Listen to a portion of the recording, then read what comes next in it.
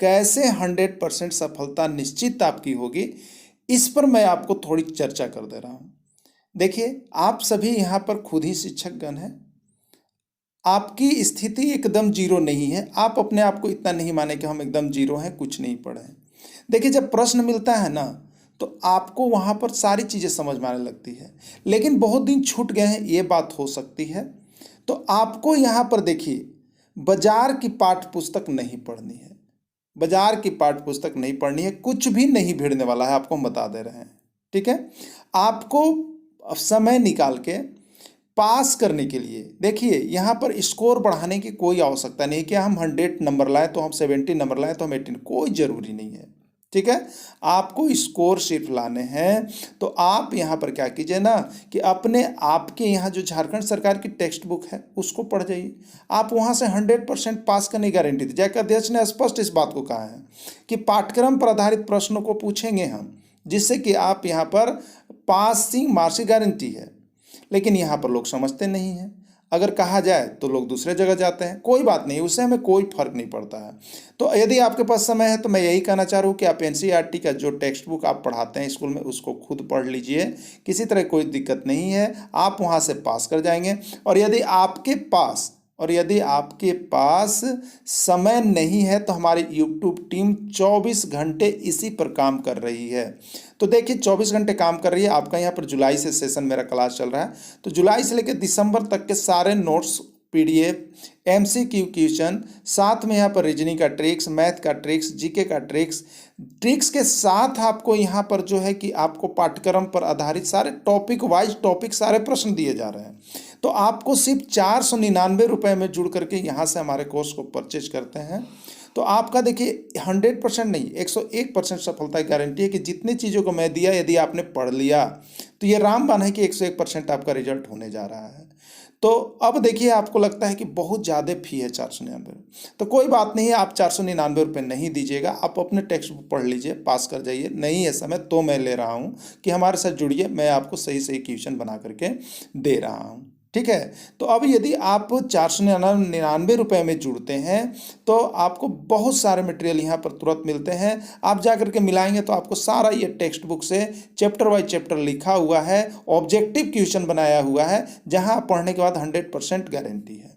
तो आप नमस्कार, exam happy by Jharkhand channel में आपका स्वागत है। तो दोस्तों, संख्या 3/5 में अंश का मान कितना है, ये आपका देखिए यूपी टेट में आया हुआ था। ठीक है, संख्या 3/5 में अंश का मान कितना है, तो यहाँ पर क्या होगा, 3 आंसर, 5, 8 या कोई नहीं। तो देखिए संख्या 3/5, ये 3/5 है ना, ऊपर वाले को हम लोग कहते हैं अंश और नीचे वाले को हम लोग कहते हैं हर, इसलिए इस अंश का मान कितना होगा, 3 होगा। राइट आंसर ए होगा। अगला प्रश्न है, संख्या 5/7 में हर का मान कितना होगा, 5/7 में हर का मान बताइए। तो देखिए, अंश बट्टा हर बराबर होता है भिन्न, या भिन्न बराबर अंश बट्टे हर होता है। ऊपर वाले को अंश कहते हैं, नीचे वाले को हर कहते हैं। तो हर का मान बतावें। ठीक है, तो हर कितना हो जाएगा, इसमें 7 हो जाएगा, तो इसका राइट आंसर ए हो जाएगा। अगला बार देखिएगा, छायांकित भिन्न का मान बताइए। ये प्रश्न आपका बहुत बार आया हुआ, छायांकित भिन्न का मान बताइए। इसमें जो छाया किया गया है उसको भिन्न के रूप में कैसे हम लोग लिखते हैं। ठीक है, तो देखिए ये जो 3/4 आंसर है, 4/4 है, 1/3 है, या 1/4 क्या होगा इसका राइट आंसर। तो इसके लिए पहले हम आपको बता देते हैं। देखिए यहाँ पर इसको जो है, ये एक आयत है, इसको 4 भागों में बांटा गया। देखिए 1, 2, 3 और 1, 4 है, जिसमें यहाँ पर दूसरा भाग जो है ये रंगीन किया गया है। ठीक है, तो छायांकित भाग का मतलब होता है कि जितना भाग छाया किया गया है उसको अंश में आप लिखेंगे। तो कितना भाग छाया किया गया है, 1 भाग किया गया तो 1 लिख दिए। और ये टोटल पार्ट को हम लोग हर में लिखते हैं। टोटल कितना पार्ट हुआ, तो देखिए 1 ये हो गया, 2 हो गया, ये 3 हो गया और ये 4 हो गया। तो टोटल पार्ट को हम लोग नीचे लिखते हैं। तो यही छायांकित भिन्न लिखने का तरीका होता है। तो 1/4 इसका राइट आंसर होगा, 1/4। देखिए यहाँ पर सूत्र भी दे दिए हैं, छायांकित भिन्न बराबर छायांकित चित्र, जय को छाया किया हुआ चित्र है उसको लिखेंगे, और कुल भाग, वो जो छायांकित किया गया है उसका कुल भाग कितना है। ठीक है, तो ये 1, 2, 3, 4 भाग हो गया, तो टोटल पार्ट को नीचे लिखते हैं हम लोग। अगला है, 2/3 भिन्न का सही छायांकित चित्र है, 2/3 लिखा हुआ है, इसका सही छायांकित चित्र क्या है? प्रश्न सभी पूछे गए हैं आपके एग्जाम में, ठीक है। तो देखिए यहाँ पर कौन सा सही है, ए सही है, बी सही है, सी या डी। तो 2/3 भी इनका सही छायांकित। अब 3 का मतलब है, देखिए नीचे वाला टोटल पार्ट होता है, यानी 3 आप बनाएंगे, 3 को भाग में आपको बांट दिया, ठीक है। ये कितने हो गए, 1, ये 2 और ये 3, 3 भाग हो गया। अब बोला 2/3, यानी इसमें 2 को रंगा हुआ होना चाहिए। तो देखिए इसमें किसमें है, ये आप पहला वाला को चेक कीजिएगा तो 1 2 3 4, ये 4 भाग में है, कैंसिल हो गया। दूसरे वाले को चेक कीजिएगा तो 1 2 3, 3 भाग में रखा हुआ है, 3 भाग है, वेरी गुड, 3 भाग होना चाहिए हमको टोटल, क्योंकि 2/3 है, 3 भाग होना चाहिए। और रंगा हुआ क्या होना चाहिए, 2 गो होना चाहिए। तो देखिए 2 गो रंगा हुआ भी है, इसलिए इसका राइट आंसर बी होगा आपका, ठीक है। अगला 3 दिन एक सप्ताह का कौन सा भिन्न है? 3 दिन एक सप्ताह का कौन सा भिन्न है, ठीक है। देखिए आपको क्या करना है, जब भिन्न कौन सा भिन्न है, भिन्न मतलब क्या हो गया, अंश बटा हर होना है, ठीक है। तो 3 दिन, तो ऊपर लिखा हुआ है कितना, 3 दिन। और एक सप्ताह का कौन सा भिन्न है, तो एक सप्ताह नीचे आ गया, एक सप्ताह, ठीक है। 3 दिन एक सप्ताह का, ठीक। अब देखिए यहाँ ऊपर दिन है तो नीचे भी दिन ही होना चाहिए, नहीं तो ये भिन्न नहीं बन पाएगा, दोनों एक ही जाति में होना चाहिए हमको। तो अब देखिए 3 दिन है और नीचे एक सप्ताह, तब बताइए एक सप्ताह में कितना दिन, 7 दिन होता है ना, एक सप्ताह में 7 दिन, यानी दिन दिन कट गया, 3/7 वह भिन्न हो गया, वह भिन्न क्या हो गया, 3/7 हो गया। तो देखिए यहीं पर इसी तरह से हमने बना भी दिया है, 3 दिन बटे एक सप्ताह 3 दिन, और एक सप्ताह में 7 दिन, अब दिन दिन कटा तो 3/7, ये भिन्न हो गया आपका 3/7।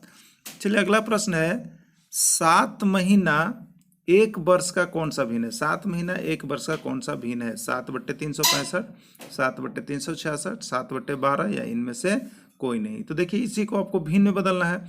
तो ये जो 7 महीना शुरू बार दिया है वो अंश में जाएगा, तो 7 महीना हो गया और बट्टे 1 वर्ष। तो देखिए यहाँ महीना है, यहाँ वर्ष है, इसको सेम में चेंज कर लेंगे। तो किसको चेंज करेंगे, तो वर्ष वाला को चेंज करेंगे। किसको चेंज करेंगे, वर्ष वाला को चेंज कर लेंगे। तो 7 महीना और 1 वर्ष में कितना हो गया, 12 महीना, ये चेंज हो गया महीना में, दोनों सेम हो गए, 7/12 वह भिन्न होगा। देखिए यहाँ पर बना भी दिए हैं आपको, नोट्स व्हाट्सअप भी कर दिए हैं, आप वहाँ से जा करके पढ़ सकते हैं, देख सकते हैं। अब हमको बता दें 7/12, अब हम आपको बता दें दोस्तों कि आप जो है यहाँ पर इस तरह का टोटल एनसीईआरटी का नोट्स और पीडीएफ पूरे कंप्लीट चाहते हैं तो आपको सिर्फ 499 रुपये पेड करके यहाँ पर हमारे साथ जुड़ सकते हैं, और सारा नोट्स पीडीएफ मटेरियल सारी चीज़ें आपको दी जाएगी, जहाँ से आपका 100% सफलता यानी 60 से 70 मार्क्स आपके आने की फुल गारंटी होती है। चलिए अगला देखिएगा, इनमें से कौन सा उचित भिन्न है, इनमें से कौन सा उचित भिन्न है, जिसको हम लोग कहते हैं प्रॉपर फ्रैक्शन, या इसी को कहते हैं हम लोग सम भिन्न, ठीक है। इसमें चुनना पड़ता है 3/5, 7/3, 3.2/5 या इनमें से कोई नहीं। बहुत बार ये प्रश्न आया है, बहुत बार। देखिए उचित भिन्न कौन है, उचित भिन्न कौन है, आपको याद रखना है। उचित भिन्न में होता है कि देखिए अंश बटा हर हमेशा कभी बराबर नहीं होगा, बड़ा और छोटा होगा, ठीक है। अंश और हमेशा बड़ा और छोटा होगा। तो देखिए उचित भिन्न में क्या होता है कि अंश वाला छोटा होना चाहिए, ऊपर छोटा होना चाहिए और नीचे बड़ा होना चाहिए, ठीक है। अंश छोटा और हर बड़ा हो, यानी जिसको हल करे तो इसका मान 1 से छोटा आता है, 1 से छोटा, इसको भाग दीजिएगा तो मतलब 0 कुछ आएगा। तो 0 कुछ जो आता है वो होता है आपका यहाँ पर उचित भिन्न या सम भिन्न, और जो 1 कुछ आता है उसको हम लोग कहते हैं विषम भिन्न, ठीक है।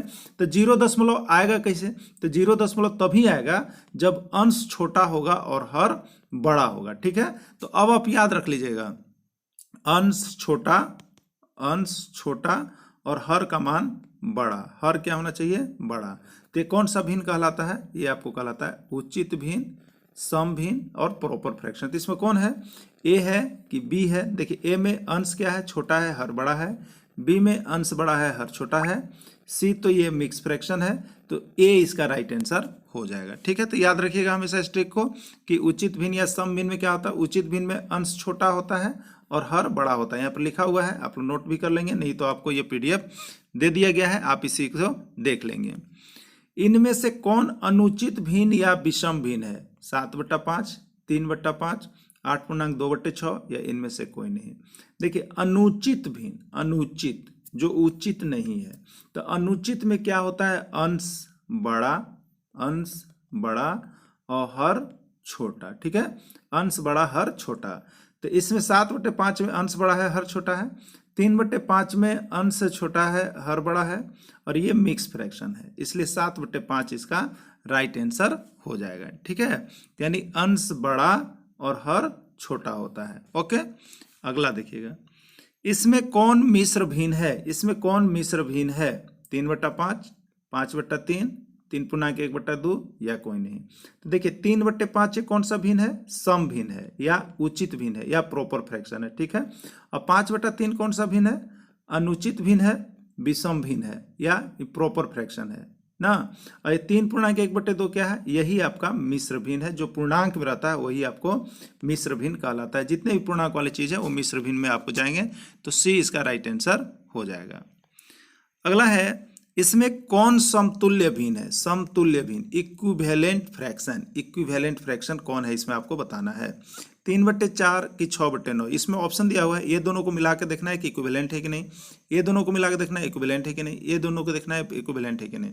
तो समतुल्य भिन्न में हमेशा दो गो के बीच में तुलना किया जाएगा, दो भिन्न के बीच में, हर में दो भिन्न दिए हुए रहेंगे।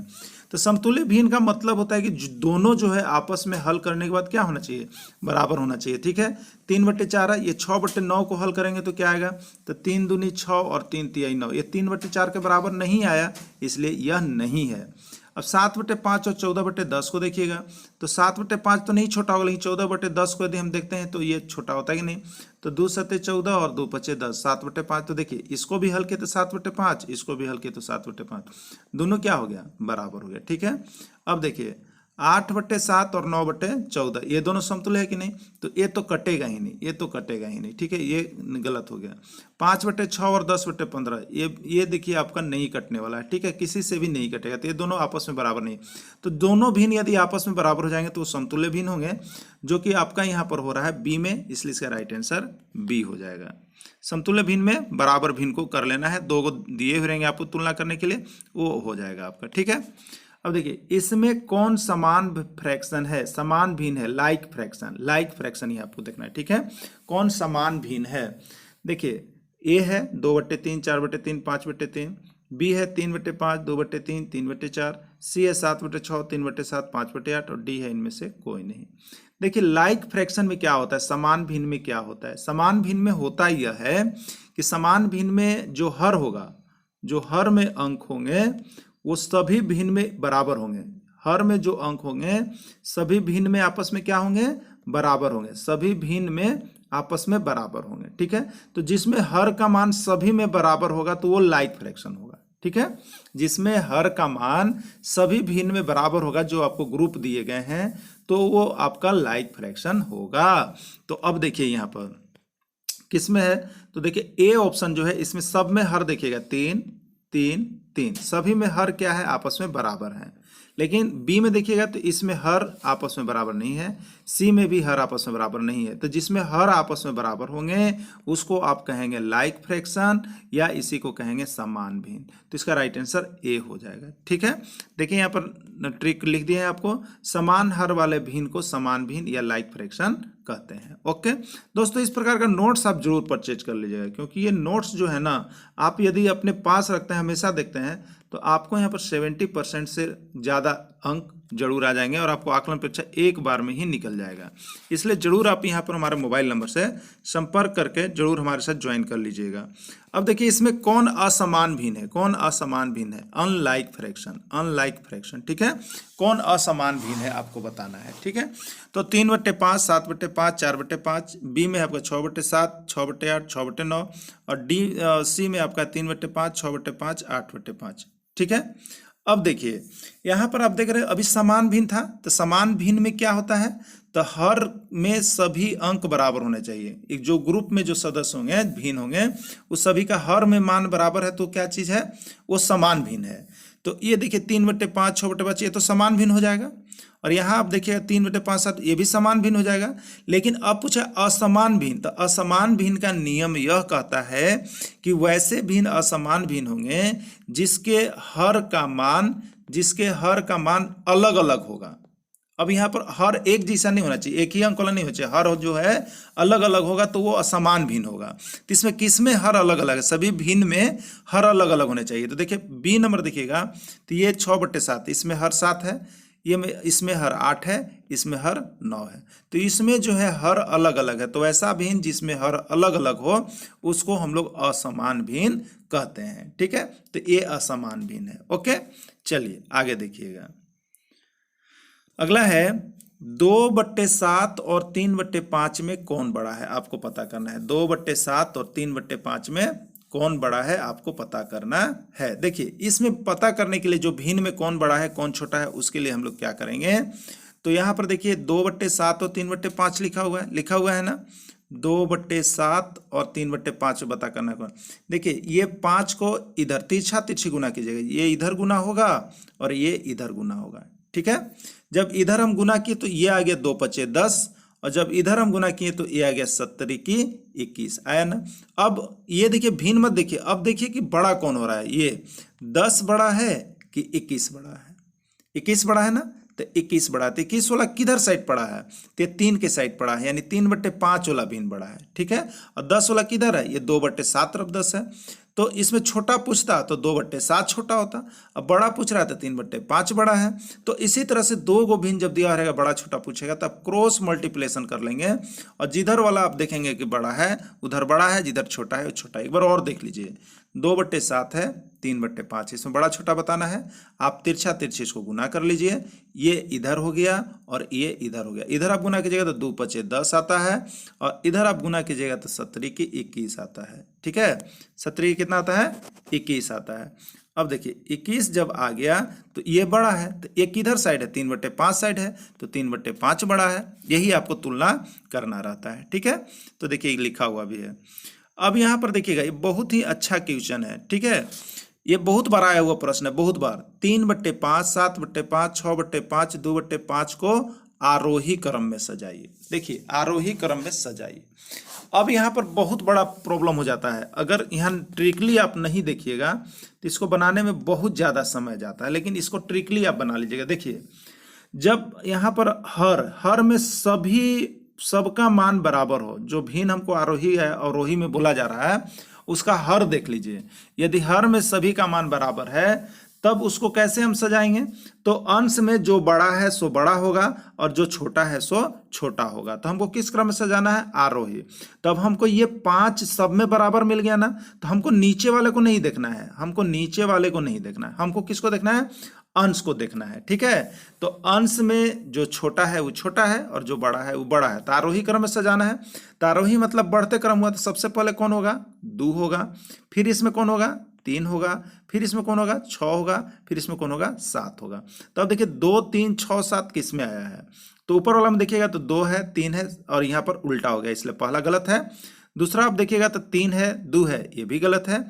तीसरा आप देखिएगा तो 2 है, 3 है, 6 है, 7 है। देखिए 2, 3, 6, 7 इसमें मिल रहा है ना, तो ये आपका राइट आंसर हो गया, इसी पर आपका बन गया। ठीक ना, तो आप हमको ये प्रश्न बना करके बताइएगा। ठीक है, जरूर कमेंट कीजिएगा कि 3/4, 2/4, 1/4 और यहाँ पर 7/4 को अवरोही क्रम में सजा के हमको बताइएगा। किस क्रम में सजा के बताइएगा, अवरोही क्रम में सजा करके बताइएगा। यहाँ से एक प्रश्न आपका पक्का रहेगा। ठीक है, चलिए अगला देखिएगा।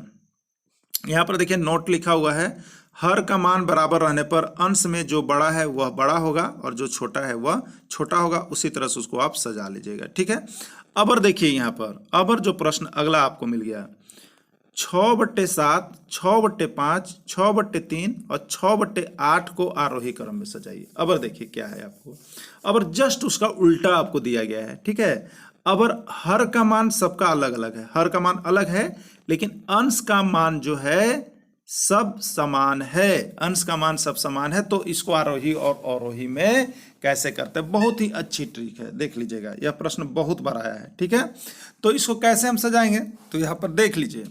इसके लिए क्या है कि हर अंश में सब बराबर है, तो आपको हर वाला को देखना है। किसको देखना है, हर वाला को देखना है। अब इसमें याद रखिएगा जस्ट उल्टा होता है, तो हर में जो छोटा है, हर में जो छोटा है वह सबसे बड़ा हो जाता है। हर में जो छोटा है वह सबसे बड़ा आपको मानना है, और जो बड़ा है उस सबसे छोटा है। क्योंकि जब आप भाग लगाइएगा तो बड़ी संख्या से भाग लगाइए तो छोटा मान प्राप्त होगा, और छोटी संख्या से भाग लगाइए तो बड़ा मान प्राप्त होगा। इसलिए जब अंश सब बराबर हो, तुम दिमाग में रखिए, अंश सब बराबर हो और हर जब अलग अलग हो तो आपको बड़ा कौन होगा, जो बड़ा वही होगा जो छोटा अंक नीचे होगा, और छोटा कौन होगा, जो बड़ा अंक होगा। बात समझ गए।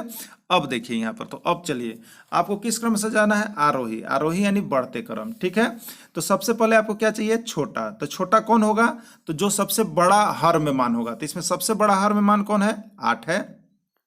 8 ये सबसे छोटा हो गया। फिर उससे छोटा कौन हो गया, 7। फिर उससे छोटा कौन हो गया, 5। फिर उससे छोटा कौन हो गया, 3। यही हो गया। ठीक है, यानी सबसे बड़ा इसमें कौन होगा, 3 वाला होगा। यही हुआ ना। तो अब आप देखिए कि हर में किस में 8, 7, 3, 5 कहां पर आपको मिल रहा है। तो हर में इसमें देखिएगा तो पहला में 8, 7, 3, 5, देखिए पहला में ही आपको मिल गया, इसलिए इसका राइट आंसर पहला ही होगा। अब एक प्रश्न आपके लिए, आप हमें बना करके जरूर कमेंट कीजिएगा कि यहाँ पर 3/5, 6/7, 3/7 और 3/8 और 3/4 को आरोही क्रम में सजा कर दिखाइएगा। किस क्रम में सजा कर दिखाइएगा, आरोही क्रम में। समझ गए होंगे। देखिए हर जब सब अंश जब सब बराबर हो तो हर में जो छोटा है वो सबसे बड़ी राशि होती है, और जो बड़ा है अंश में जो बड़ा है वो हर में जो बड़ा मान है वो सबसे छोटी राशि हो जाती है। तो इसी के आधार पर बड़ा छोटा देके आपको सजाना है। ओके, चलिए अब देखते हैं नेक्स्ट प्रश्न। देखिए यहाँ पर लिख दिया गया है कि अंश का मान बराबर रहने पर हर को देखना है। हर में जो छोटा है वह सबसे बड़ा होता है और जो बड़ा है वह सबसे छोटा होता है। अगला है, एक कक्षा में कुल 120 विद्यार्थी थे जिसमें 3/5 भाग छात्राएं हैं। छात्रों की संख्या बताइए। ठीक है, देखिए ये प्रश्न भिन्न का ही है। किसका है, भिन्न का। तो टोटल भिन्न का आपको हम बता दिए, क्लास 6 का टोटल भिन्न का ये आपको कैलकुलेट करके इंक्लूड कर दिए हम, और जो जो प्रश्न है उसको भी बता दिए। ये सभी प्रश्न आपके आए हुए हैं, ये आपका है जेटेट में भी आया हुआ था। ठीक है, 120 विद्यार्थी हैं और उसमें 3/5 भाग छात्रा है। तो 3/5 भाग छात्रा है, तो 3/5 निकाल लीजिए। तो 5 से कितना भाग, 24, यानी 24 दिया 72। तो 72 क्या हो गया, छात्राएं यानी लड़कियां हैं। तो छात्रों की संख्या पूछ रहा है, लड़कों की संख्या पूछ रहा है। 120 को ये है लड़का और लड़की, तो 120 में 72 आपका क्या हो गया, लड़की हो गई। तो लड़का का संख्या निकाल लीजिए। तो इसको आप घटाएंगे तो यहाँ पर आएगा 48। ठीक है, क्या आएगा, 48 आएगा। तो राइट आंसर आपका ए हो जाएगा। ओके, चलिए अगला देखिए। यहाँ पर आपको डील कर दिया गया है, आपको यहाँ पर नोट्स बना दिया गया है। छात्राएं कितनी होगी, तो 120 का 3/5 72। तो छात्र कितना होंगे, तो टोटल में से 72 घटा दीजिएगा तो 48 इतने छात्र हो गए आपके। ठीक है, देखिए ये प्रश्न बहुत ही इंपॉर्टेंट है। एक नल एक हौज का 1/2 भाग 1 घंटा में भरता है और दूसरा नल 1/3 भाग 1 घंटा में भरता है। दोनों नल मिलकर 1 घंटे में हौज का कितना भाग भरेंगे। ये सभी टेट एग्जाम में आए हुए प्रश्न है। क्या होगा इसका राइट आंसर, तो देखिए कि दोनों कितने में भरेंगे। तो दोनों यहाँ मतलब क्या करना है, आपको भिन्न का जोड़ कर देना है। क्या कर देना है, भिन्न का जोड़ कर देना है, यानी 1/3 भाग और 1/2 भाग को जोड़ लेना है। तो ये भिन्न का जोड़ है। ठीक है, तो 3 और 2 का यहाँ पे एलसीएम लीजिएगा तो 6 हो गया।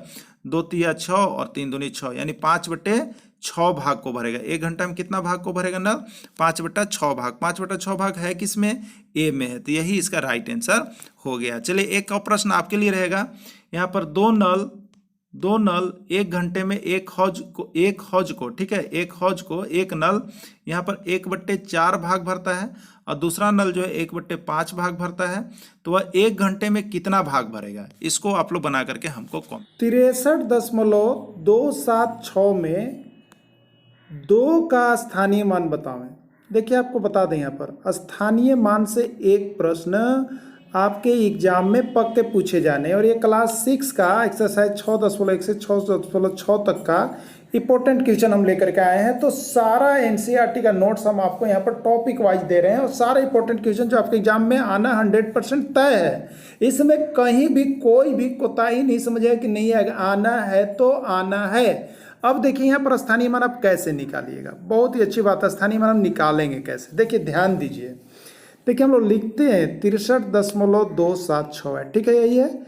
एक दशमलव के इधर है, ठीक है, एक दशमलव के इधर है। ठीक है, तो एक दशमलव के बाएं और दशमलव के दाएं, ठीक है, दशमलव के बाएं और दशमलव के दाएं। तो दशमलव के बाएं यदि आप कहिएगा तो इसको हम लिखेंगे सिर्फ और सिर्फ 63।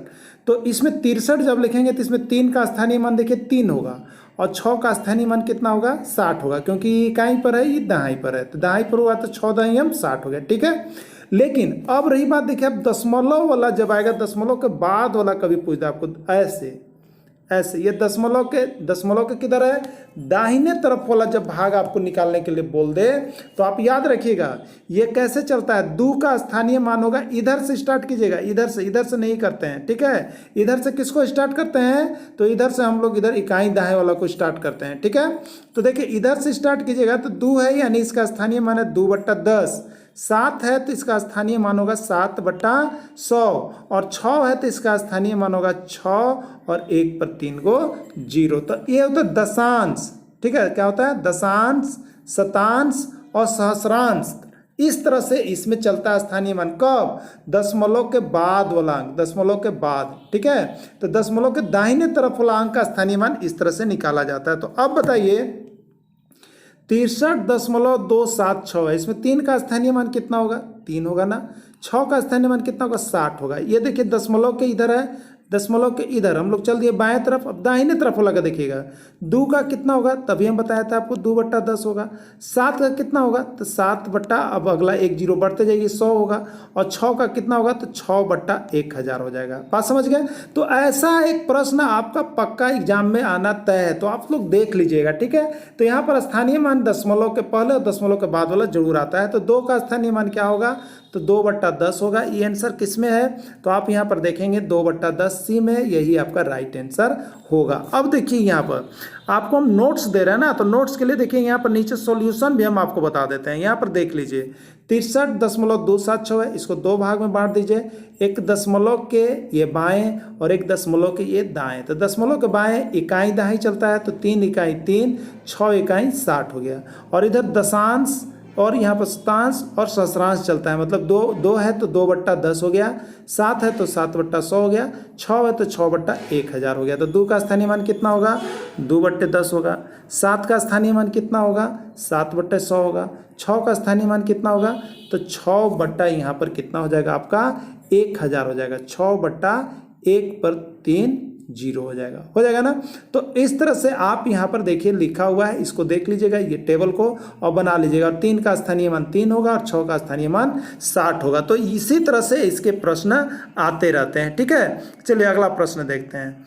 अगला है 3.25 में 3.25 में 3 का स्थानीय मान बताइए। 3.25, ठीक है, इसको 2 भाग में बांटेंगे, 1 दशमलव के बाएं और 1 दशमलव के दाएं। तो दशमलव के बाएं वाला इकाई दाएं जैसा हम लोग निकालते हैं, तो 3 इकाई पर है, तो 3 इकाई 3, यानी इसका इकाई अंक 3, यानी इसका क्या होगा स्थानीय मान 3 ही होगा। लेकिन 2 का पूछता तो क्या होता है 2/10, 5 का पूछता तो कितना होता है 5/100 होता, 5 कितना होता है 100 होता। तो चलिए इसका आंसर 3 होगा। ओके, अब देखिएगा 3 2 6 5 में 2 का स्थानीय मान, देखिए 3 2 6 5 में 2 का स्थानीय मान। तो इसमें दशमलव का कहीं जिक्र नहीं है, तो दशमलव का जिक्र नहीं है तो कैसे हम लोग लेते हैं, तो दशमलव का जिक्र रहता तो इधर आगे रहता, इधर वाले को कैसे लेते हैं, तो इकाई पर है तो इसका 5 हो गया, ये दहाई पर है तो इसका 60 हो गया, ये सैकड़े पर है तो ये कितना हो गया 200 हो गया, ये 1000 पर है तो ये कितना होगा 3000 होगा। इस तरह से स्थानीय मान हम लोग निकालते हैं। 5 का 5, 6 का 60, 2 का 200, 3 का 3000। जितने अंक पर आते जाएगा उतना जीरो आप बढ़ाते जाइएगा। ठीक है, चलिए अगला देखिएगा एक और प्रश्न, 67.9624 में 4 का स्थानीय मान बताइए। ठीक है, 4 होगा, 4/10 होगा, 4/10,000 होगा या 4/100 होगा। तो अभी हमने आपको बताया था 67.9296, ठीक है, कितना है 9624, यही है ना। तो ये दशमलव का ये किधर है, बाएं तरफ भाग है। ठीक है, दशमलव का बाएं तरफ इकाई दाएं चलता है, तो 7 का 7 होगा और 6 का 60 हो जाएगा, यही होगा। लेकिन दशमलव के बाद चलिए, तो 9 का कितना होगा 9/10 होगा, 6 का कितना होगा 6/100 होगा, 2 का कितना होगा तो तो 2/1000 होगा। तो 4 का कितना होगा, 4/10,000 होगा ना। तो 4/10,000 किस में ऑप्शन है, तो देखिए आपका सी में ऑप्शन है। किस में ऑप्शन है, सी में है, तो सी इसका राइट आंसर है। और देखिए यहाँ पर हमने यहाँ पर सॉल्यूशन के रूप में आपको बना भी दिया है, तो यहाँ पर देख लीजिएगा दशमलव के इधर है और दशमलव के इधर है, तो यही 2 प्रश्न आपके हमेशा आते रहते हैं। ठीक है, चलिए अगला देखिएगा, 2.04 और 2.4 में कौन बड़ा है आपको बताना है। ठीक है, देखिए यहाँ पर दशमलव के बाद बराबरी नहीं किया, यहाँ पर दशमलव 2 अंक के बाद है और यहाँ पे दशमलव 1 अंक के बाद है ना। तो यहाँ बराबरी नहीं है, तो आपको डाउट होता है। डाउट होने की कोई बात नहीं, कौन बड़ा है इसके लिए देख लीजिए, आपको कैसे यहाँ पर बता दिया गया है। 2.04, यहाँ से दशमलव हटा लीजिए तो नीचे 100 होगा ना, और यहाँ से दशमलव हटाइएगा तो कितना आएगा, 10 आएगा। ठीक है, यानी ये हो जाएगा 204/100 और ये कितना हो जाएगा, 24/10। इसको तिरछी गुना कर दीजिएगा आप। ठीक है, तो 204 में 10 से गुना कीजिएगा तो 2040 आएगा, और यहाँ पर 24 में 100 से गुना कीजिएगा तो 2400 आएगा। अब बताइए 2040 और 2400 में कौन बड़ा है, 2400 है ना। तो 2400 किधर आ रहा है, 2.4 वाला आ रहा है। तो 20 तरह से हल करने पर इसका आंसर आपको मिलेगा। ठीक है, तो 2.4 इसमें बड़ा है। कौन बड़ा है, 2.4, और 2.04 क्या है, छोटा है। तो इस तरह से देखिए आप दशमलव हटा के, अगर नहीं पता चल रहा है तो दशमलव हटा के उसका आप बड़ा छोटा पता करके बता सकते हैं, क्योंकि यहाँ पर एक प्रश्न जो है आपका पक्के आते हैं। चलिए दोस्तों, एक बात आपको हम बता देते हैं। एक बात देखिए, आप लोग जो है ना, आप लोग देखिए यहाँ पर प्रैक्टिस सेट के चक्कर में कोई भी नहीं पड़िएगा, क्योंकि आपसे मैं बहुत लगाव है, इसलिए हम आपको अच्छी सलाह दे रहे हैं। प्रैक्टिस सेट के चक्कर में कभी मत पड़िएगा। अगर प्रैक्टिस सेट के चक्कर में पड़ते हैं तो आपको यहाँ पर देखिए स्कोर कम हो जाएगा। आप किसी से भी या अपने से भी चाहते हैं तो आप एनसीईआरटी का जो आपको टेक्स्ट बुक है ना, उसको आप बना जाइएगा। और नहीं बना पाते हैं ना, तो हमारा यूट्यूब टीम केवल आपके आकलन परीक्षा पर ही अभी काम कर रही है, दूसरे किसी भी संस्था पर काम नहीं कर रही है। और आपको हम यहाँ पर डेली आपको जितने नोट्स PDF हैं वो सारा आपको इंपॉर्टेंट क्वेश्चन हम पूरे कवर चैप्टर वाइज कवर करवा के दे रहे हैं, और यहाँ से आपको 100% क्वेश्चन भिड़ने का गारंटी देता है हमारा यूट्यूब टीम। तो आप हमारे टीम के साथ जुड़ जाइएगा। सिर्फ और सिर्फ 499 रुपये में हमारे कोर्स को आप परचेज कर सकते हैं, और यहाँ पर सारी चीज़ की तैयारी कर सकते हैं और पढ़ करके आप अच्छे स्कोर ला सकते हैं। तो जरूर जुड़ जाइएगा। ठीक है, चलिए अब अगला प्रश्न देखिएगा, 3.14 3.14 और 4.12 में कौन छोटा है बताना है। ठीक है, तो देखिए 3.14 है, इसमें भी 0.2 अंक के बाद है और इसमें भी 0.2 अंक के बाद है, बराबरी की बात है, इसमें कोई दिक्कत नहीं है। ठीक है, 3.14 दशमलव हटाएंगे तो यहाँ पर कितना हो जाएगा, तो 3.14/100 हो जाएगा। दशमलव हटाएंगे तो 314/100 होगा, और ये कितना होगा, 412/100 होगा ना। अब आप इसी को हल करेंगे तो तिरछी गुना करेंगे तो 100 से इधर भी गुना करेंगे तो 31,400 होगा, और 100 से इधर भी गुना करेंगे तो 41,200 होगा। कौन बड़ा है, 31 बड़ा है कि 41 बड़ा है, 41 बड़ा है ना, तो 41 बड़ा है, यानी 4.212 बड़ा है। अब देखिए यहीं पर आपको क्लियर हो जाता है। जैसे ये 3.14 है तो इसको हम हटाएंगे तो लिखेंगे 314, और 4.12 यहाँ दशमलव हटाएंगे तो ये बन जाएगा 412। तब बताइए 314 बड़ा है या 412, 412, यानी 4.12 बड़ा है। ठीक है, चलिए अगला देखिएगा, 5 मीटर में कितना सेंटीमीटर होता है। देखिए एक बदलने के लिए आता है, बहुत बार आया है प्रश्न बदलने के लिए। ठीक है, तो 5 मीटर में कितना सेंटीमीटर होगा, 50, 5/10, 500 या 5/100 कितना होगा। तो देखिए यहाँ पर आपको हम बता दें 1 मीटर में कितना होता है बताइए, 1 मीटर में 100 सेंटीमीटर होता है ना। तो 5 मीटर में कितना हो गया, 5 गुने 1 मीटर, और 1 मीटर में 100, तो 5 गुने 100 यानी 500 सेंटीमीटर। कितना हो गया आपका, 500 सेंटीमीटर। ओके, 10 रुपये में कितने पैसे होंगे, 10 रुपये में कितने पैसे होंगे, प्रश्न आया हुआ है। 1 रुपये में कितना होता है, 100 पैसा, तो 10 रुपये में 10 गुने 1 रुपया कीजिएगा और उसको 1 रुपये की जगह पर 100 पैसा लिखेंगे, यानी कितना होगा, 1000। कितना होगा, 1000।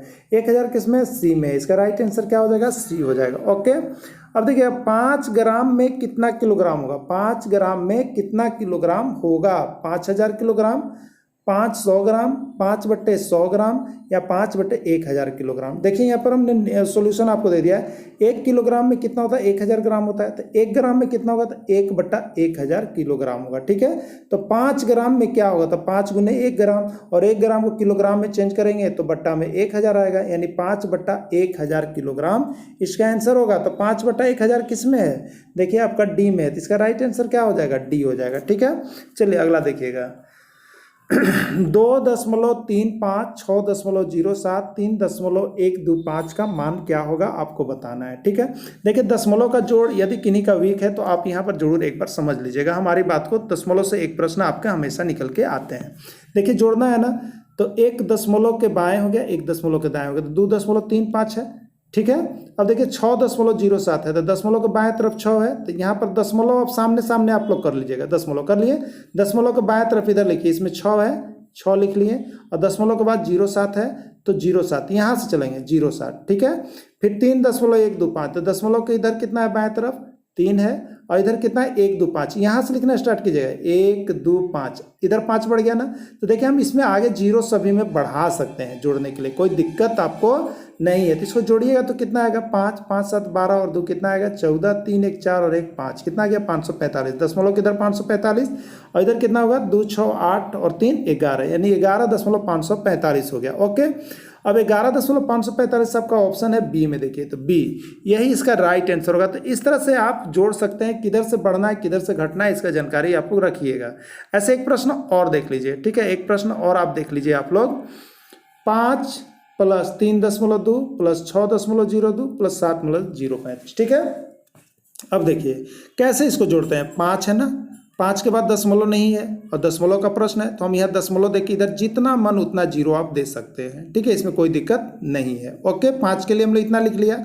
अब 3.2 है, तो 3 बाएं हैं, तो 3 और दशमलव के बाद 2, तो 2 इधर से लिखना है, दशमलव बाद इधर से नहीं चलते हैं। ठीक है, अब 6.02 है, तो 6 यहाँ पर ले लिए। अब दशमलव है 02, तो यहाँ 0 लेंगे और यहाँ 2 लेंगे। ठीक है, अब 7.035 है, तो दशमलव एकदम सामने सामने आपको बिठा लेना है। देखिए इससे आगे पीछे नहीं होना चाहिए। 7 दशमलव कितना है 035, 0 3 5। अब देखिए कहीं पर 0 ज़्यादा है कहीं कम है, तो आप ये जो लिख लिए ना, अब जहाँ जहाँ दिक्कत है वहाँ 0 भर लीजिए, कोई दिक्कत उससे नहीं होता है। ठीक है, पूरे बराबरी हो गया। अब आप इसको जोड़ लीजिएगा, जोड़ लीजिएगा तो देखिए यहाँ पर जोड़ा हुआ है आंसर, इसको जोड़े हैं हम यहाँ पे, तो देखिए कितना है 21.255 आया। 21.255 किस में है, 21.255 आपका जो है बी में है, यानी इसका राइट आंसर बी है। तो इसी तरह से दशमलव को हम लोग जोड़ते हैं। ठीक है, देखिए अभिजीत ने एक शर्ट के लिए 2 मीटर 65 सेंटीमीटर और पैंट के लिए 2 मीटर 55 सेंटीमीटर कपड़ा खरीदा। ज्ञात कीजिए कि अभिजीत के कुल कितना मीटर कपड़ा खरीदा है। क्या करना है, आपको जोड़ देना है। ठीक है, कैसे जोड़ेंगे, तो यहाँ पर देखिए शर्ट के लिए कितना लिया है, तो शर्ट के लिए यहाँ जो कपड़ा लिया गया है वो आपका 2 मीटर 65 सेंटीमीटर। ठीक है, 2 मीटर कितना है 65 सेंटीमीटर, तो 2 मीटर और 65 सेंटीमीटर हमने लिख लिया। और पैंट के लिए कितना लिया है, तो 2 मीटर और 55 सेंटीमीटर लिया है ना। तो देखिए 5 5 10, 6 5 11 और 1 कितना हो गया 12 हो गया, और 2 2 4 और 1 5। ठीक है, इतना कुल कितना मीटर कपड़ा खरीदा, तब 5 मीटर और इसको देखिएगा तब 20 सेंटीमीटर, 5 मीटर और 20 सेंटीमीटर कपड़ा हुआ खरीदा है। तो किस में ऑप्शन है, तो देखिए यहाँ ऑप्शन आपका बी में है ना, तो यही इसका राइट आंसर हो जाएगा। तो अब देखिए यहाँ पर मोनिका ने बैंक से 1575 रुपये की निकासी की और उसने 750 रुपये खर्च कर दिए। अब उस बाद कितने रुपए बचे। दोस्तों देखिए इस तरह के प्रश्न देखने के बाद आपको लग रहा है ना कि कितना हल्का हल्का क्वेश्चन दे रहे हैं सर। देखिए यह आपको हम बता दे रहे हैं, यह लोगों का सोच था 2013 के जेटेट में, और 2013 में आया था इसने प्रश्न और लोग भौचक्के रह गए, भौचक देखते। अब बहुत लोगों से तो बना भी नहीं। इसलिए देखिए जो आपका NCERT किताब उस पर विश्वास कीजिए, आप पूरा पढ़िए पूरा, और नहीं पढ़ पा रहे तो हमसे जुड़ जाइए, हम आपको तो पढ़ा ही देंगे, क्योंकि हम आपको पूरा टॉपिक देने वाले हैं। आपको विश्वास हो या ना हो, लेकिन हम पूरे आपसे वादा जो करते हैं तो पूरा करते हैं हम, तो पूरे टॉपिक हम आपको देने वाले हैं। तो आपको तो हम पढ़ा ही देंगे। तो जो हमारे साथ जुड़िएगा उसको नोट्स भी दे रहे हैं, साथ ही आपको वीडियो भी दे रहे हैं, उसका PDF भी दे रहे हैं, आपको प्रैक्टिस सेट भी देंगे, बहुत चीज़ आपको हम मथेंगे। माथा तरी महाना है। अब महाते महाते देखिए उससे निकलेगा घी, यानी मतलब आकलन परीक्षा आप कीजिएगा वह घी वाला से पास। इसलिए जुड़ जाइएगा। 499 रुपये देखिए ज़्यादा नहीं है, लेकिन किसी किसी को बहुत ज़्यादा लग रहा है, बार बार फोन करते हैं कट जाता है। कोई बात नहीं है, जहाँ जाना है आप जा सकते हैं, जाइए। लेकिन ये NCERT का नोट्स कहीं आपको नहीं मिलेगा, एकदम आप गांठ बांध लीजिएगा। ठीक है, चलिए मोनिका ने बैंक से 1575 रुपये निकाले हैं। ठीक है, निकासी की और 750 रुपये खर्च कर दिया। 1575 बार दशमलव नहीं है, इसमें दशमलव है तो इन्हें 2 को 0 0 कर लीजिए। और 750 तो कहने से लिखते हैं ये वाला, तो ऐसे लिखते हैं 750, ठीक है। और कितना 50 रुपये, तो 50, ठीक है। तो 10 में से यहाँ 50, 0 और 10 में से 5 गया तो 5, और यहाँ कितना बच गया 4, कितना बच गया आपको 10 में से 5 गया 5, तो यहाँ पर बच गया आपका 4 बच गया ना। 10 में से 5 गया 5, यहाँ पर आपका बच गया 4। अब देखिएगा यहाँ पर अब आगे क्या होता है, तो 7 में से 5 गया तो 2, और 15 में से 7 में से 5 गया तो 2, और 15 में से 7 गया तो 8, यानी 824 रुपया और 50 पैसा आपके पास बचा हुआ है। किस में ऑप्शन है, तो ऑप्शन है आपका किस में, बी में। तो यही 824 रुपया 50 पैसा उसके पास बचा हुआ है, इसने प्रश्न आएगा। और आपको हम डेली यहाँ पर टॉपिक देंगे, ठीक है।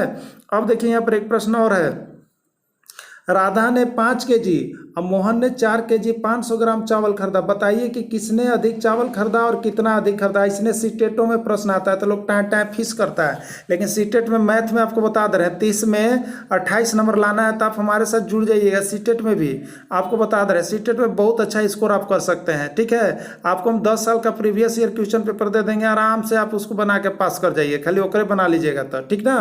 अब देखिए राधा ने 5 केजी, कितना, राधा ने 5 केजी, और मोहन ने कितना 4 केजी 500 ग्राम ना। तो देखिए केजी वाला है, ग्राम वाला नहीं है, तो यहाँ 500 है तो 3 गो अंक है ना, 1 2 3, तो यहाँ 3 गो आप कर लीजिए और ग्राम कर लीजिए, 0 0 कोई अंतर नहीं पड़ेगा। अब देखिए 4 केजी 500 ग्राम, 4 केजी अब 500 यहाँ लिख लीजिए, 5 और 2 गो 0 और ग्राम कर लिए ना।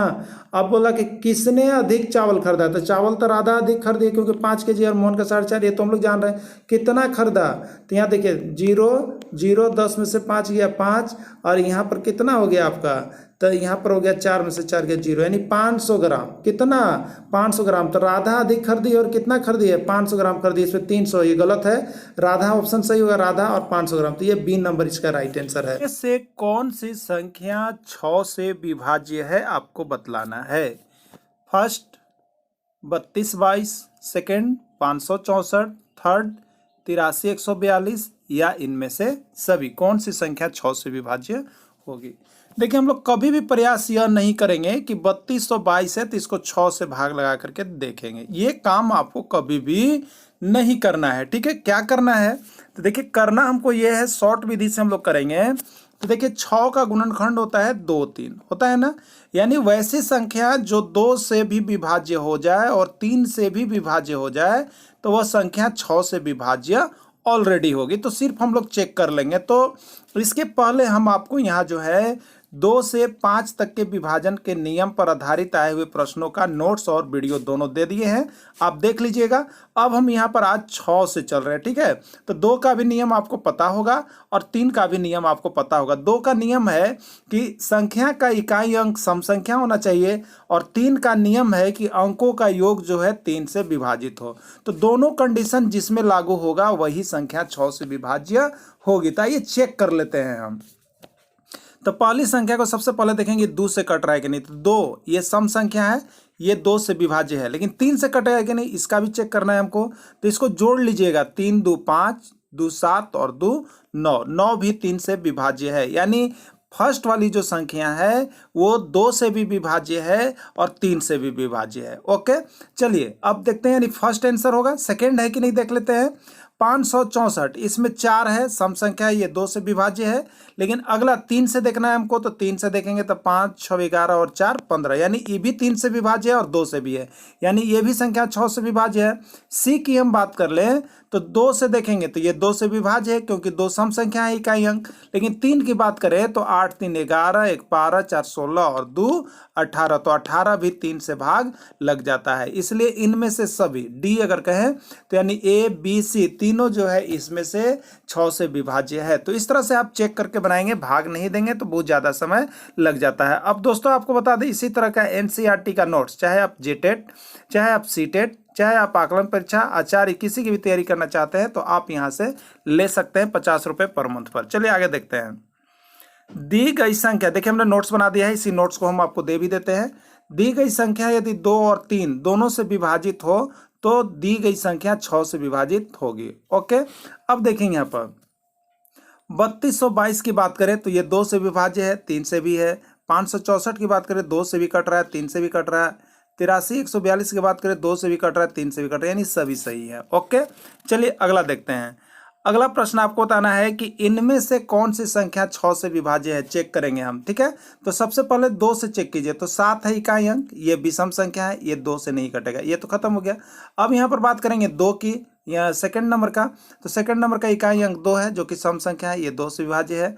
अब देखिए 5 4 9 4 13 और 2 15 और ये 3, यानी जो सेकंड नंबर है वो 2 से भी कट रहा है और 3 से भी कट रहा है। थर्ड नंबर की बात करें तो ये 9 है, 9 ये 2 से विभाज्य नहीं है, यहीं पर कैंसिल हो गया।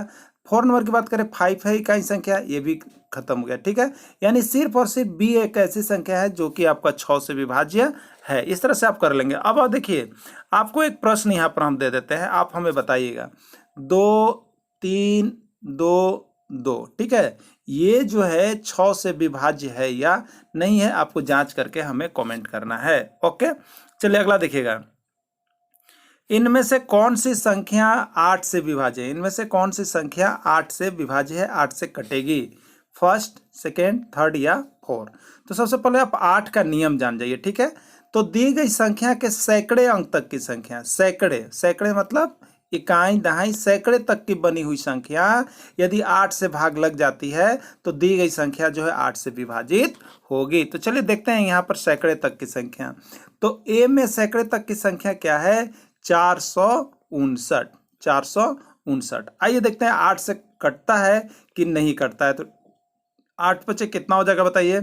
8 पचे 40, ठीक है, 8 पचे 40 हो गया। अब यहाँ बचता है 59, ये नहीं कट रहा है, ठीक है। 104, तो 104 तो कटता है। अब देखिएगा यहाँ पर 335 की बात है, 335 ये जो है आपका 8 से नहीं कटेगा, 8 के पढ़ा में नहीं आएगा, ये भी नहीं आएगा, ठीक है। तो चलिए इस तरह से आप 8 से काट के देख लीजिएगा, इसका राइट आंसर जो है बी है, ठीक है, केवल बी ही यहाँ पर कटा है। अब आप देखिएगा इसका नोट्स है, दी गई संख्या के सैकड़े तक की संख्या यदि 8 से विभाजित हो तो दी गई संख्या 8 से विभाजित होगी। 12 3 56 में सैकड़े, ये 56 नहीं है पर 59 किया गया है, में सेकेंड तक की संख्या है 459। अब 12 31 04 में यहाँ पर 104 है, और यहाँ पर 52 335 में 335 है जो कि 8 से विभाजित नहीं होगा, और 16 2 36 में 236 है जो कि 8 से विभाजित नहीं होगा। अब देखिए तो कौन होगा? तो यहाँ पर जो निकला 104 सेकेंड वाला होगा। अगला प्रश्न आपको देखिएगा, इनमें से कौन सी संख्या 8 से विभाज्य है? ठीक है, ए होगा, बी होगा, सी होगा, डी होगा, या इनमें से सभी होगा। तो 104 में 8 से काटिएगा तो 13 बार में चल जाएगा, ठीक है। 112 को 8 से काटिएगा तो 14 बार में चल जाएगा। 120 को काटिएगा तो ये 15 बार में चल जाएगा, और 128 को काटिएगा तो ये आपका 16 बार में चल जाएगा 8 से, ठीक है। यानी सभी संख्याएं जो है 8 से विभाजित है, तो इसमें राइट आंसर हो जाएगा सभी। तो इसी तरह से सैकड़े तक की संख्या में केवल 8 से भाग लगा के देख लीजिएगा, यदि कटता है तो 8 से विभाजित है, और नहीं कटता है तो 8 से विभाजित नहीं है। चलिए अब देखते हैं यहाँ पर 3 2 6 2 0 0, यह संख्या 8 से विभाजित है कि नहीं है, आपको जांच करके हमें कमेंट करना है, ठीक है। चलिए नेक्स्ट प्रश्न देखिएगा, इनमें से कौन सी संख्या 9 से विभाज्य है? इनमें से कौन सी संख्या जो है 9 से विभाज्य है?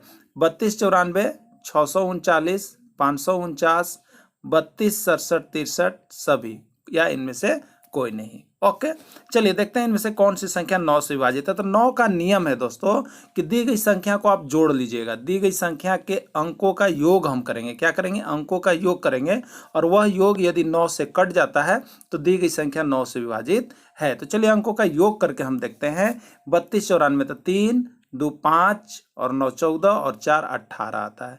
18 9 से कटता है ना, तो 9 दूनी 18 कट जा रहा है, ये ओके है, ये संख्या 9 से कटेगी। अगला को चेक करते हैं, तो 6 3 9 और 9 18, इसका भी 18 आ रहा है, 18 9 से विभाजित है, ये भी संख्या कटेगी। अब इसकी बात करें तो 5 4 9 और 9 18, ये भी 9 से कट रही है यहाँ पर, ये भी 9 से विभाजित है। अगला का बात करें तो 3 2 5 6 11 7 18 और 6 24 और 3 27, 27 भी 9 से विभाजित है 3 बार में, यानी इसका राइट आंसर 5 होगा, इनमें से सभी। ओके, चलिए अगला प्रश्न देखते हैं। देखिए यहाँ पर इसका नोट्स बना दिया गया है, आप देख सकते हैं। दी गई संख्या के अंकों का योग 9 से विभाजित हो तो वह संख्या 9 से पूर्णतः विभाजित होगी। 32 94 इस तरह से किया हुआ है, इस सारा चीज को आप लोग देख लीजिएगा, इसको हमने बता भी दिया, ऊपर डील कर दिया है। अब देखिएगा इनमें से कौन सी संख्या 9 से विभाजित है? 67 31 56 32 87 39 या 76 3 45, कौन सी संख्या है आपको यहाँ पर डिस्कस करना है। तो सबसे पहले इसको जोड़ लेंगे हम, 6 7 13 3 16 और 1 17, ये नहीं है। अब देखेंगे 5 6 11 और 3 14 और 2 16, ये भी नहीं है।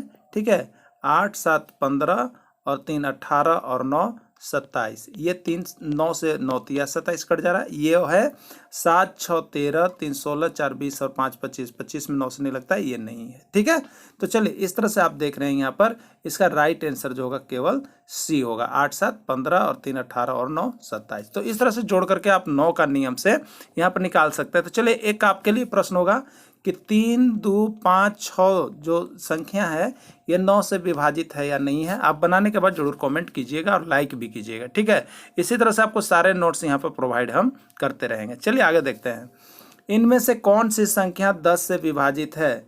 67 390, 56 38 450, 76 39 40 या इनमें से सभी।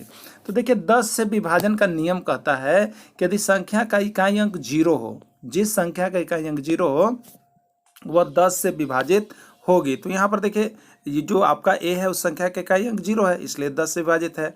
इसका भी इकाई अंक 0 है, 10 से विभाजित है। इसका भी इकाई अंक 0 है, 10 से विभाजित है, यानी इसका राइट आंसर हो जाएगा इनमें से सभी। ठीक है, चलिए यहाँ पर नोट्स हमने बना दिया है, नोट्स आप देख लेंगे। देखिए क्या लिखा हुआ है, लिखा हुआ है आपका कि इकाई अंक 0, तो इकाई अंक 0 इकाई अंक 0, तो ये सभी जो है 10 से विभाज्य है, इसलिए राइट इनका सी होगा। और दी गई संख्या का इकाई अंक 0 हो तो वह संख्या 10 से विभाजित होगी। ओके, चलिए अगला देखिएगा, इनमें से कौन सी संख्या 10 से विभाजित है। 56 25 50 या 35, कौन सी संख्या। तो देखिए इसमें इकाई अंक हमें देखना है, 10 से विभाजन के लिए हमें भाग नहीं देना है। तो 10 से विभाजन के लिए इकाई अंक जिसका 0 है वही केवल 10 से विभाजित होगा, तो इसका राइट आंसर हो जाएगा सी। ओके, चलिए अगला एक प्रश्न आपके लिए होगा कि 3 2 6 5 5 ये जो संख्या है ये 10 से विभाजित है या नहीं है, आपको बताना है। ओके, चलिए अगला देखिएगा, इनमें से कौन सी संख्या 11 से विभाज्य है।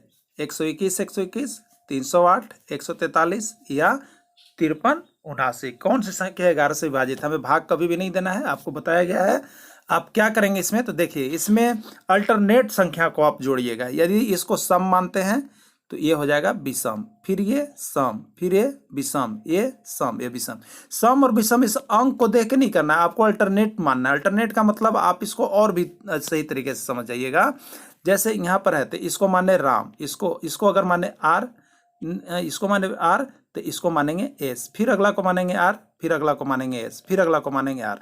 अब आर आर वाला को एक साथ जोड़ लेंगे और एस एस वाला को एक साथ जोड़ लेंगे। तो अल्टरनेट जोड़ करके यदि जोड़ने पर या घटाने पर यदि 0 आ जाए, क्या आ जाए घटाने पर, सम और विषम संख्या को घटाने पर, सम और विषम संख्या को पहले जोड़ लीजिए और उसके बाद उसको घटाने पर यदि 0 आ जाता है या 11 आ जाता है तो वह संख्या 11 से विभाजित होगी। तो देखिए इसमें सम की यदि हम बात करेंगे तो 1, फिर अगला बार देखेंगे 1, फिर अगला बार देखेंगे तो यहाँ पर 2। ठीक है, तो इस तरह से आ रहा है कितना 4 और फिर 4 0। ठीक है, अब इसी तरह से इसमें सम देखिएगा तो क्या हो गया आपका 3 और फिर एक हो गया 8, ये तो 8 - 3 कितना हो जाएगा 5 हो जाएगा। इसमें हम देखेंगे तो 1 और फिर 3 सम हो गया, तो सम को जोड़ेंगे तो 4 - 4 बराबर 0। अगला हम देखेंगे तो 5 7 12, ठीक है 12, और विषम वाला देखेंगे तो 3 9 12, 12 - 12 बराबर क्या हो गया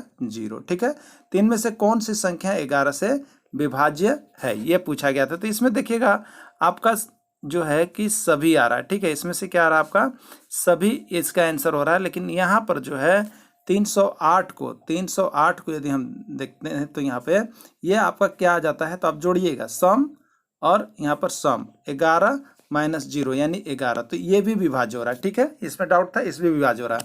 तो दोनों संख्याओं को जोड़ लीजिए और उसको घटाने पर यदि 0 आ जाए या 11 आ जाए तो वह संख्या 11 से विभाजित होती है। ठीक है, चलिए देखते हैं। देखिए इसका नोट्स भी बना हुआ है। दी गई संख्या के सम स्थान और विषम स्थान वाले अंकों के योग का अंतर यदि 0 या 11 हो तो वह संख्या 11 से विभाजित होगी। 1 2 1 2 में देखिएगा सम यानी पहला, फिर सम ये, फिर सम, ये एक एक छोड़ कर अल्टरनेट लेना है, उसको जोड़ लीजिएगा दोनों सम विषम को, और फिर अंतर देखिएगा 4 - 4 0, 11 - 0 11, 4 - 4 0 और 12 - 12 0, यानी इसका सभी आंसर हो जाता है। ठीक है, तो चलिए आपको यहाँ पर कमेंट करके हमें बतलाना है, कि 3 1 3 1 ये जो संख्या है 11 से विभाजित है या नहीं है। ठीक है, 11 से विभाजित है या नहीं, आप हमें कमेंट जरूर करेंगे। दोस्तों यहाँ पर सारे सब्जेक्ट का नोट्स PDF लेने के लिए आप सिर्फ और सिर्फ 50 रुपये मंथली फी पेड करके हमारे साथ जुड़ सकते हैं, तैयारी कर सकते हैं, जिससे कि आपका यहाँ पर नोट्स आपके व्हाट्सएप पर चला जाएगा और आपको किसी प्रकार के NCERT नोट्स खरीदनी नहीं पड़ती है। तो आप इस तरह से जुड़ करके हमारे साथ तैयारी कर सकते हैं। वीडियो के अंत तक जुड़े रहें, इसके लिए आप सभी को बहुत बहुत धन्यवाद।